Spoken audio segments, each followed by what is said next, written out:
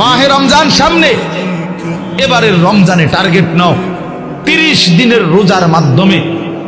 দিল থেকে আল্লাহর কাছে এইভাবে 30টা দিন হাতে গুনে তুমি আল্লাহর সাথে ওয়াদাবদ্ধ হও যে আল্লাহ 30 দিন আমি রোজা রাখবো। এবং যৌন চাহিদা,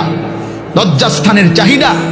অশ্লীলতা, বেহায়াপনা, নর্তকী, নাচ গান, উলঙ্গ ছবি দেখা, নারীকে নিয়ে চিন্তা ভাবনা, মেয়েকে নিয়ে অশ্লীল চিন্তা ভাবনা, অবৈধ কোনো প্রেম সম্পর্ক, হারাম কোনো রিলেশন, এই সব ত্যাগ করে বন্ধু 30টা দিন মনোযোগ দিয়া রোজা রাখো, তারাবি পড়ো, ইফতার করো, সাহারি করো, তাসবিহ পড়ো, তেলাওয়াত করো, কোন আলেমে দ্বীনের সাথে উঠা বসা করো, ইমাম সাহেবের সাথে সম্পর্ক করো। ইনশাআল্লাহ দেখবা